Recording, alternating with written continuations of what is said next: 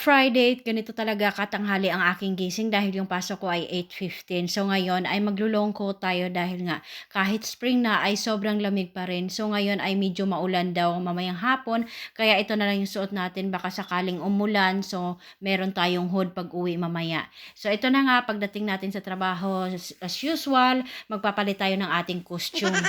Dahil 'pag Friday wala akong pasok sa isa kong job kaya after ko sa, childcare ay umuwi na kaagad ako at ito nire-ready ko na yung mga lahat ng mga spices, mga ingredients dahil nga pupunta sila ni Tanya, magba-barbecue kami. So niyaya ko kasi si Tanya na mag-barbecue kami sa bahay. Hapon pa nga tayo bumili ng liempo at saka ng chicken wings sa Coles. Hindi lang natin na-marinate kagabi kasi sobrang pagod sa trabaho. Sabi ko kasi ngayong araw ko na lang i-marinate. So ngayon ko siya i-ma-marinate, so nilagyan ko siya ng napakaraming sibuyas at saka ng bawang. Nag-grind ako ng maraming sibuyas at saka bawang kasi masarap. Tapos yung ginagamit kong suka ay yung dato puti at saka yung dato puti na tuyo kasi ito yung pinakamasarap talaga pagka sa liempo na ihaw. Barbecue kami ni Neil, ako talaga ang pinapatimpla niya, minamarinate ko kasi ang ginagamit ko dato puti na suka at saka tuyo. Kasi iba yung lasa, nasasarapan din siya. So ito, gumawa din ako ng salad. Ang salad dito, ginagaya ko na rin sa mga locals na mga salad nila. Nilalagyan nila na napakaraming sibuyas, red onion yung ginagamit ko kasi mas bet ko to yung red onion kaysa white onion. Then nilagyan ko siya ng goat cheese kasi medyo maalat ng konti. Then yung kamatis, pag ako nagsasalad, tinatanggal ko yung mga buto-buto para hindi siya matubig.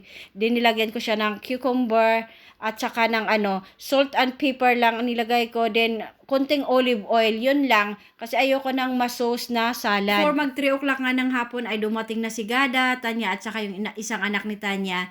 So pagdating ay ayan, tinimpla na kaagad ni Gada yung lamb kasi paborito yan ni Tanya at saka ni Gada. Ako kasi hindi ko masyadong bet yan. Mas gusto ko yung pork at saka ng beef. Parehas kami ni Neil, parehas kaming gusto ang beef. Ako kasi kay Tanya, mag-barbecue kami ng Friday kasi nga wala naman siyang pasok. So ako lang yung may pasok. Then mas gusto ko kasi yung barbecue na niluluto sa uling. Ayoko yung niluluto sa gas. So wala akong diuling na barbecue kaya nagpabili muna ako sa kanya. Ayan, dala-dala niya. So ang ginawa namin, dito kami sa gilid ng bahay, dito kami sa likod, nag-barbecue. So mausok, wala pa si Neil dito kasi mamaya-maya pa yung kanyang dating. Beses na kasi kami nag-barbecue ni Neil, parang hindi ko feel talaga yung pagkain ng barbecue kasi hindi siya malasa pagka niluluto siya sa sa gas. Mas gusto ko talaga yung sa uling kasi feel mo talaga na nasa Pinas ka lang. Ito, wala pa nga sa kalahati ata yung aming naluluto ni Tanya pero pinauna na namin ng kain si Gada dahil nga may pasok pa siya ng 5 o'clock ng gabi.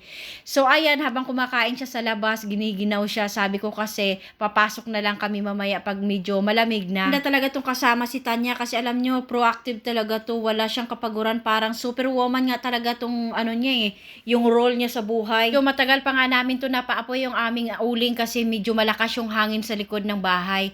So ayan na nga, nung kalahati na ang aming naluluto, pinakain ko na sila ni Tanya kasi habang mainit pa, masarap kumain ng inihaw. Yan, wala pa nga sa kalagitnaan yung pagkain nila sa likod, hindi nila nakayanan yung lamig kaya pumasok na rin sila sa loob. Kasi pag dyan sa labas, pagka medyo padilim na ng konti or pahapon na, lumalamig talaga, hindi mo kakayanin na mag-stay dyan sa likod kasi bukod na sa malamig na, ang lakas pa ng hangin. Kung mag 5 o'clock ng hapon, hinatid na ni Tanya si Gada sa kanyang trabaho dahil may pasok pa siya ng 5 o'clock. So, nung hinatid na niya ay bumalik si Tanya sa bahay. Sabi ko kasi magkwentuhan pa muna tayo. Mamaya na siya umuwi. So, umuwi sila ni Tanya at saka ng kanyang anak ay mga 8:30 na ng gabi.